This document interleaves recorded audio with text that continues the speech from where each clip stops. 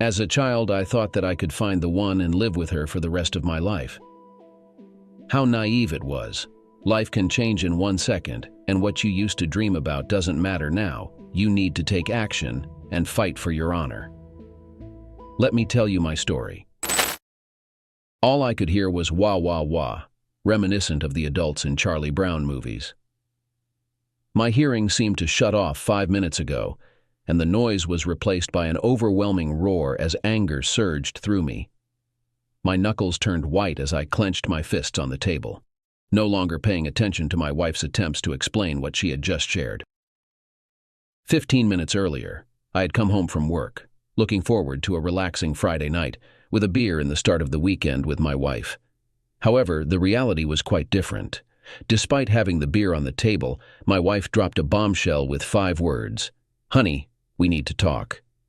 Before delving into the heart of the story, let me provide some background.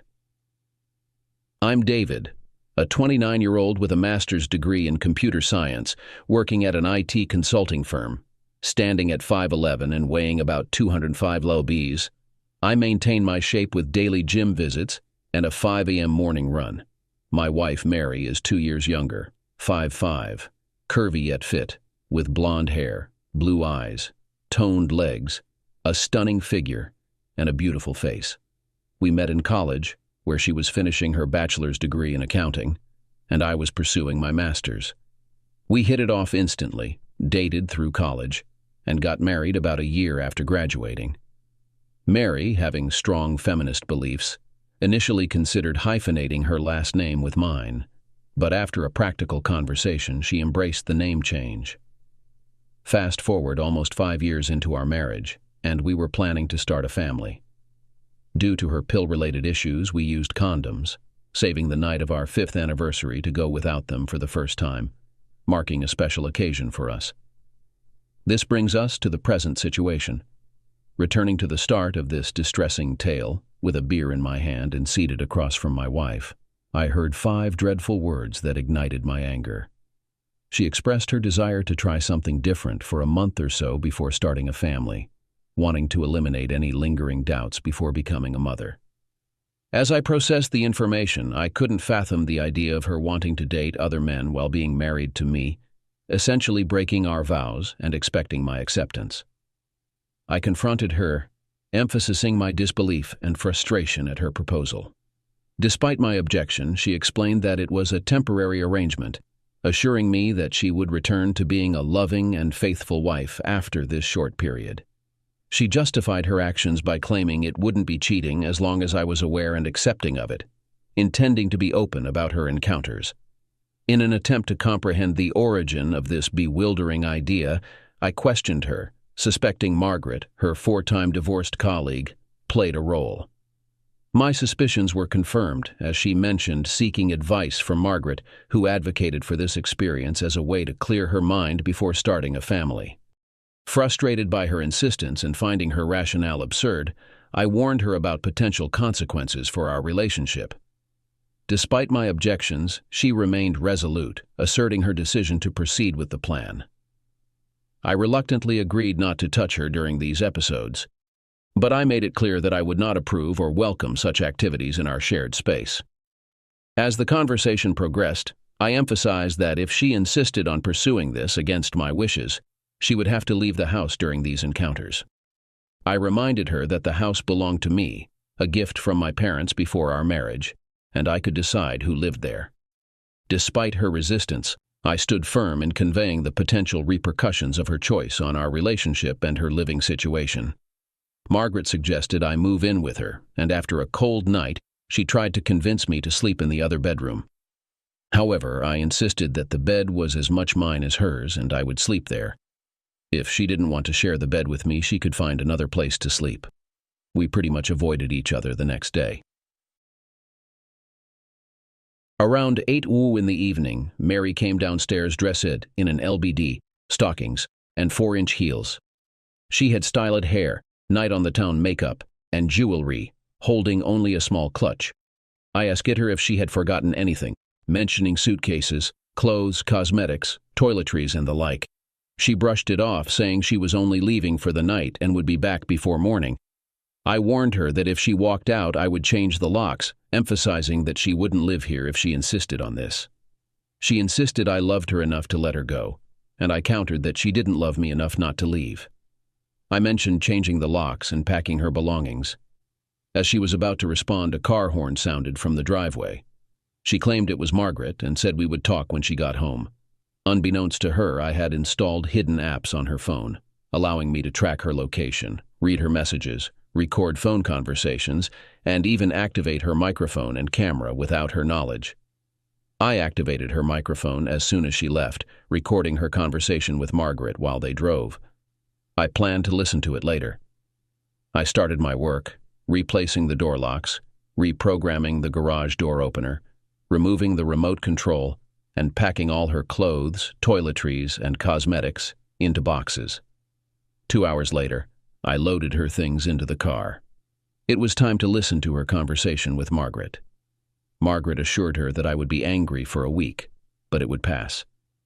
She advised Mary to blow my mind with better sex and said that guys could be easily manipulated with the right rewards. They laughed and exchanged comments about a setup with another guy, with Margaret emphasizing taking off her panties and leaving them in the car. They found humor in the situation, and Mary described Margaret's provocative traits and her 4 divorces by the age of 26. I've been successful in avoiding any involvement in a threesome or more with her. While they were on their way to the club, I attempted to eavesdrop, but the noise made it impossible to catch any conversations. Resorting to online banking, I used her GPS location to withdraw half the money from our joint account, paid off and canceled shared credit cards, and transferred savings to an offshore account. Additionally, about 70% of our investments went into a separate account in my name. When I noticed her GPS moving, I activated the microphone on her phone and overheard her conversing with an unfamiliar male voice. The guy mentioned going back to her house for some alone time, using the spare bedroom, and inviting someone named Margaret to join later. I took precautions, leaving shampoo and body wash in the spare bathroom. The glimpses I caught of the guy through her phone's camera didn't leave much of an impression. He appeared around 30 with thinning black hair and seemed slightly shorter than me. Once they arrived at Margaret's house, I resumed listening, hoping to catch evidence of her infidelity, realizing the need for her phone to be in the same room for audio evidence. I turned everything off. Then, when she received my call, she dismissed my concerns and assured me everything was fine. Unbeknownst to her, I took advantage of her inebriation and placed the phone on the nightstand with a clear view of the bed. Although I doubted its admissibility in court, I watched enough of the video to confirm their intimate activities. She decided not to return home, choosing to stay with Margaret. Over the weekend, I kept busy with household projects and worked on restoring my 1972 GMC pickup. I had recently replaced the engine, transmission, differential, seats, and applied matte black paint. The distraction of these tasks and cutting off communication with Mary allowed me to finish the truck and prepare for divorce. I consulted a lawyer and started drafting divorce papers, bringing an end to the troubled relationship. There's really no way around it. The divorce laws in this state seem to favor women. Let's be honest, if you're a man, you're at a disadvantage in a divorce. Women manage to victimize the faithful husband, leaving him to financially support her philandering lifestyle. There isn't much a guy can do to safeguard himself. So, when Friday evening arrived, my truck was clean and I was ready for the night. After a shower, shave, and a touch of cologne, I dressed up in new Levi's jeans, a black button-down shirt, and rattlesnake leather cowboy boots. To treat myself, I went to a nice steakhouse for dinner. Skipping the details, the T-bone, baked potato, and vegetables were excellent, as was the salad. Let's move on to the main event. Leaving the restaurant, I confirmed that Mary was indeed at the club with Margaret, who had arrived about half an hour ago. It was time to put my plan into action. I had every reason to believe this would drive Mary crazy, and I couldn't help but smile as I parked a couple of spaces away from her car. Mary seemed to be the designated driver this time, making my plan a bit easier since I didn't have to worry about Margaret being stranded. Not that I was concerned about myself.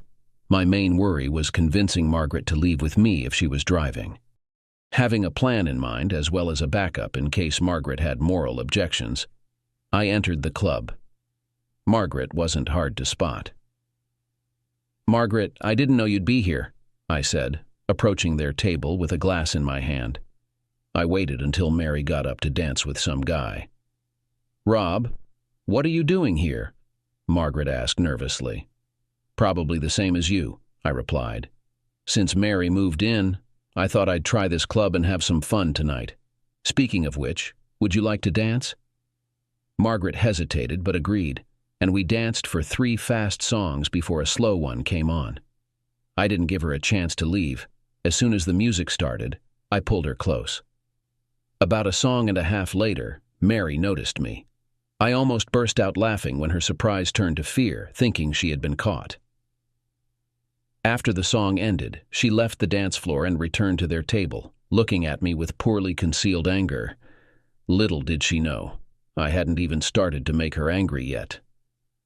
Margaret held me tightly as we continued to dance, and as I mentioned earlier, Margaret is a bombshell, so it didn't take long for things to get, well, attention-worthy. It didn't take her long to catch on. She looked at me with a broad smile, drawing herself even closer. Facing AA, I gradually placed my hand on Margaret's backside. When the song concluded, I escorted Margaret back to their table. She invited me to join them, and naturally, I agreed.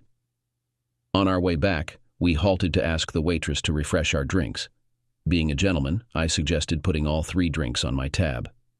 Mary, however, confronted me angrily, questioning my presence. I responded that I was there for the same reasons as her, to drink, dance, and have fun.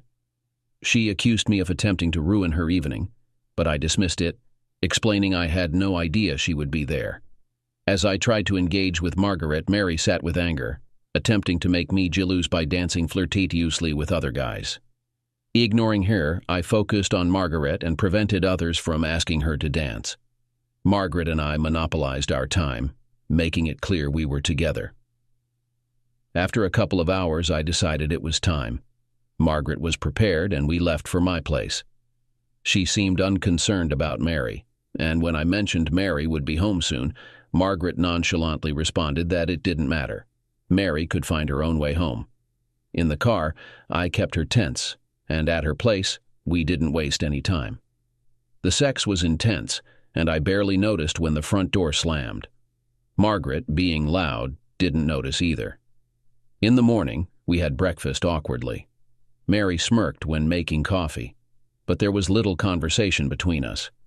Afterward, I left, leaving Mary furious. Motivated by this, I began contacting Mary's attractive single colleagues, convincing them to go on dates with me. Despite some initial hesitation due to our marital status, I assured them of our separation. As Mary shared her escapades at work and Mary's friends heard about my dates, tensions grew between Mary, Margaret, and the other single women in the office. I started meeting Mary's friends and colleagues, creating additional strains in our relationships. I socialized with them, inviting them for drinks, dinner, and dances. I strategically made appearances where AA was, utilizing GPS tracking and voice video apps on her phone. I heard from her colleagues that they were impressed with our dates. Despite AA bringing other guys along, she and Margaret began to clash more, and I reveled in my good times, dining, dancing, and engaging in intimate encounters. I also enjoyed listening to Mary's rants. However, things took an unexpected turn when Margaret confronted Mary about our supposed plan. Mary expressed disappointment, explaining that I was supposed to wait for her to conclude her adventures before starting a family. Margaret, too, was puzzled by the situation. Nevertheless, Mary revealed that after having her fun, she planned to return to me as our anniversary was approaching, and we had a plan to start a family. Margaret, outraged, questioned why Mary brought me into the picture and spent the night with her husband. Mary defended herself, claiming she had lusted after me for years and that I was the one who initiated things. She also mentioned that I had checked on all our single colleagues. As the final part of my plan, I called my lawyer, giving her last instructions. With just over a week until our anniversary, I prepared for a memorable celebration. When Mary called to go home, I refused, citing surprise plans and housework. I dropped hints about a nursery, fueling her anticipation for a family surprise. On the anniversary evening, our planned party was underway with friends and family. Mary arrived, surprised by the festivities.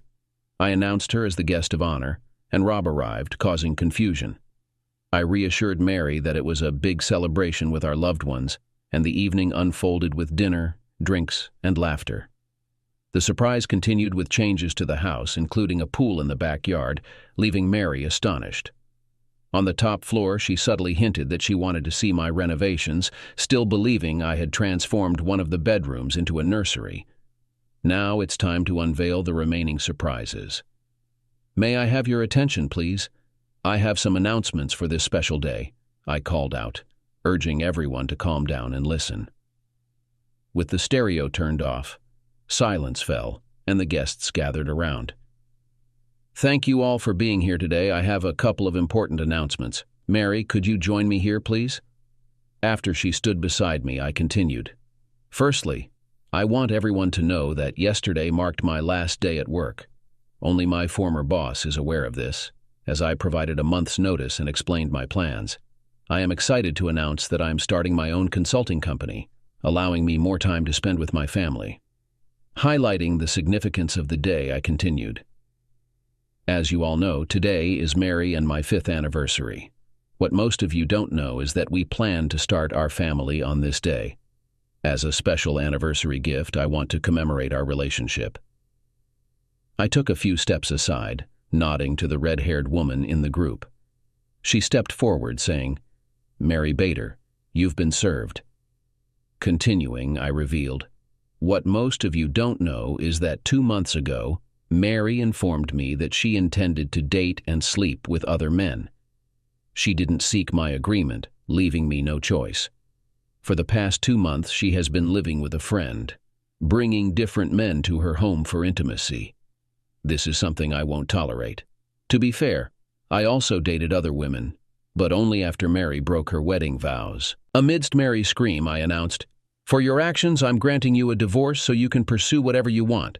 Rest assured, it won't be me." Mary believed I was doing renovations on the house, which I indeed did.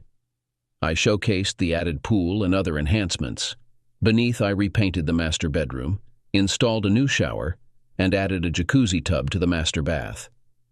I merged the smaller spare bedrooms into a larger one for a specific reason.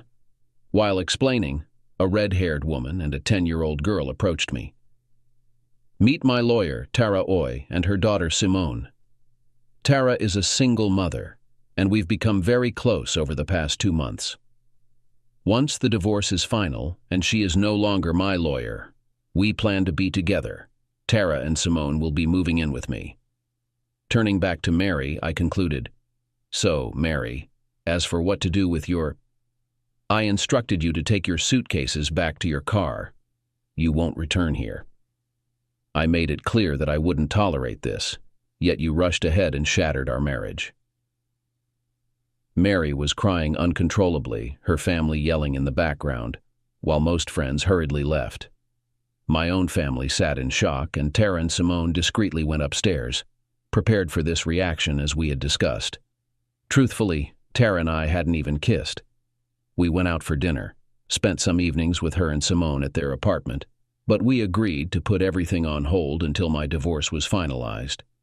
Mary, who divorced her husband 5 years ago for cheating, left the house multiple times but never found that spark again. After everyone left, I didn't know where Mary went. On the same day, I deleted all the spy apps I had on her. I no longer cared about her actions. Would it have been better to handle this differently? Perhaps. Maybe I shouldn't have involved Tara, and especially Simone. Why did I do this? The simple answer is anger. I was furious at what Mary did, and I wanted everyone to know she ruined our marriage with her selfishness. I wanted to make her feel the pain she caused me, killing my love and turning it into hatred. I desired her to experience the loss of love and the resulting hatred. Instead, I could have taken more mature and less painful actions, serving her at work or sending evidence packets. But I did what I did.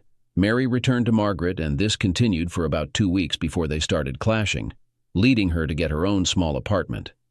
I often see her in the city, her facial expression alternating between sadness and anger. We don't exchange pleasantries.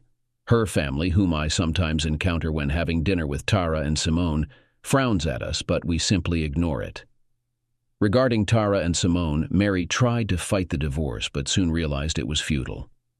Tara allowed me to increase the pressure on Mary by continuing to meet her colleagues. Mary eventually signed the papers after hearing a positive report about our night together from her colleague. On the day the documents officially dissolved my marriage, Tara and Simone moved in with me. A year later, Tara and I got married, and another year later, we met Mary at a street fair. Mary, upon seeing Tara's 6-month pregnant belly, turned and ran away, sobbing. How do you like the story? Write your opinion in the comments and what valuable lessons you learned from it. Let me know in the comments. Good luck and bye.